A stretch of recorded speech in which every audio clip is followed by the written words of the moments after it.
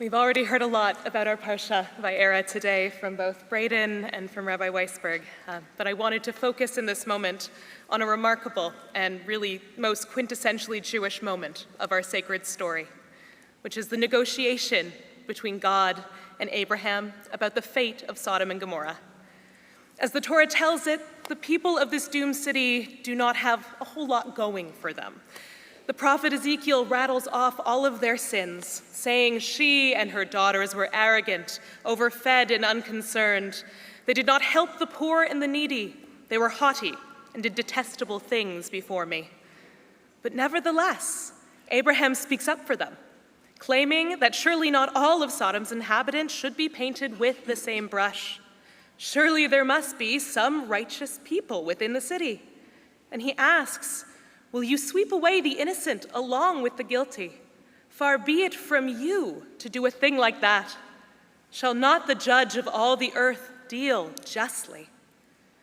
By reminding God of God's own moral standing as the source of justice, Abraham proves why God chose him. And he does it in such a beautifully Jewish way. He does it with a question. But as Braden taught us, God knows that there are not 50 good people, nor 45, nor 40. In fact, there isn't even a minion of good people in Sodom. Lot, his wife, daughters, and sons-in-law only total 8. And we can assume that Abraham likely knows this too when he starts to bargain with God. But nevertheless, for that theoretical community of good people in a terrible place, Abraham is willing to challenge infinity. Community is worth fighting for, and individuals should be seen for who they are, on their own merits. Abraham takes hospitality to the next level, demonstrating that it's not enough just to welcome people, but community comes when we step up, we speak out, and we advocate for one another. As proud Reformed Jews, audacious hospitality is our midah.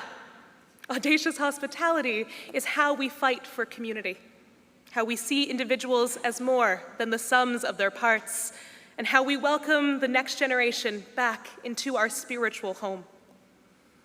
This next generation of Jews want to be seen, they want to be heard, and they want to be supported.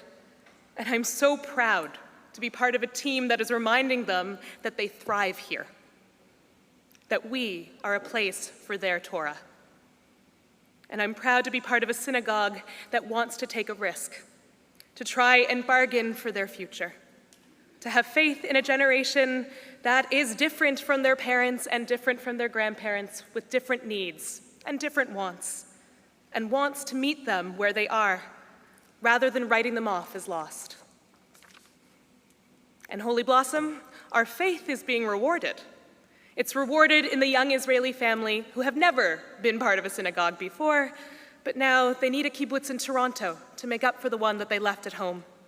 And they found it at Holy Blossom after stumbling upon Sunday Fun Day, one Sunday this summer.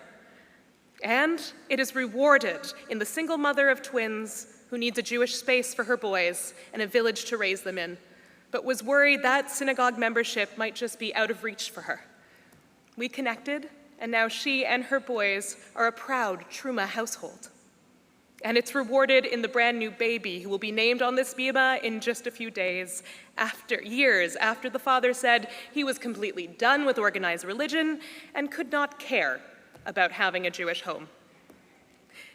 He changed his mind.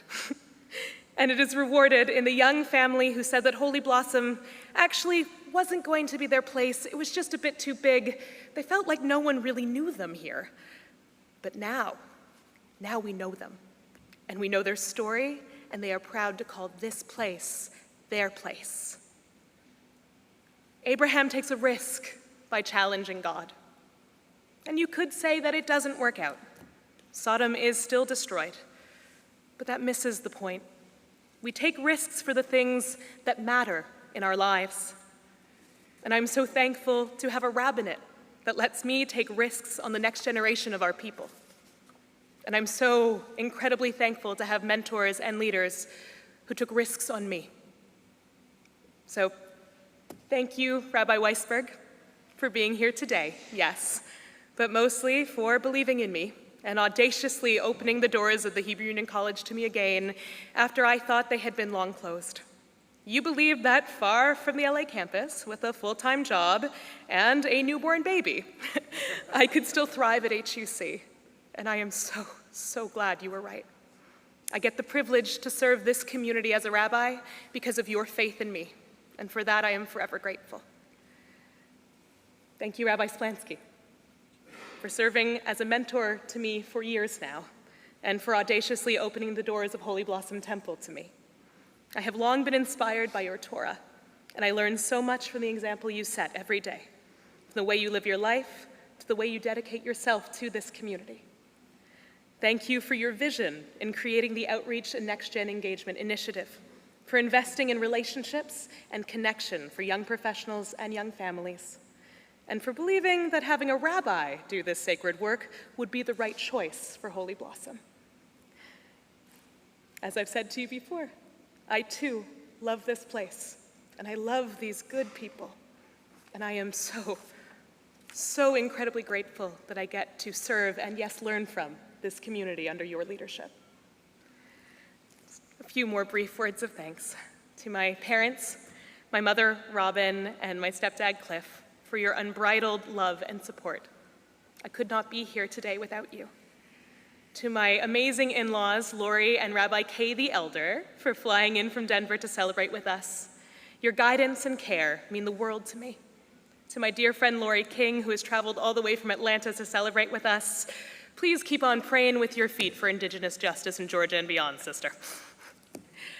To the rest of the remarkable clergy team here at Holy Blossom Temple, Cantor David Rosen, Rabbi Sam Kay, Rabbi Eliza McCarroll, cantorial soloist Lindy Rivers, and the incredible professional team of the synagogue under the leadership of our brilliant executive director, Rachel Malach. Each and every day that I come to work, I am wowed by the energy, the passion, and the talent of my colleagues, and I am so, so blessed to be a part of this incredible team.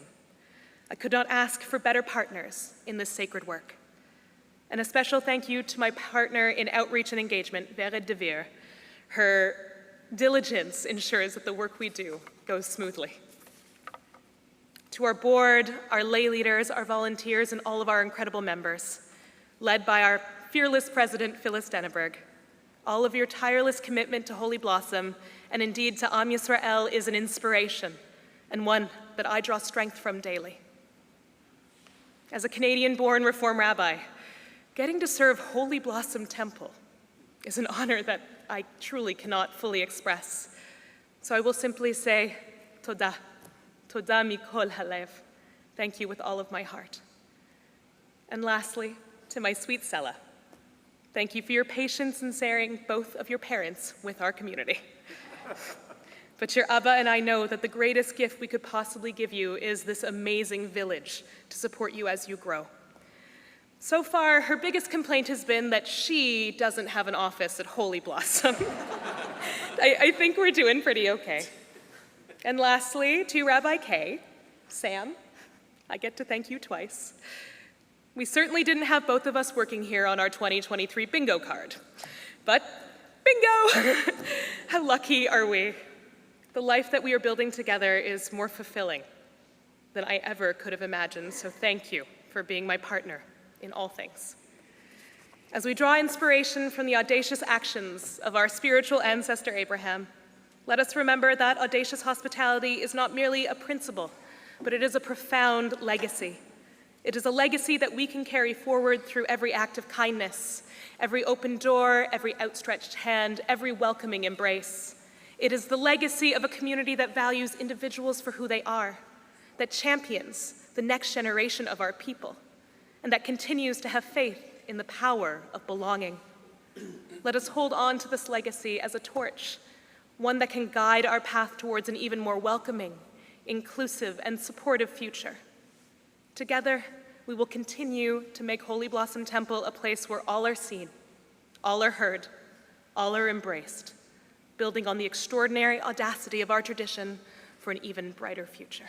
Shabbat Shalom. Shabbat Shalom.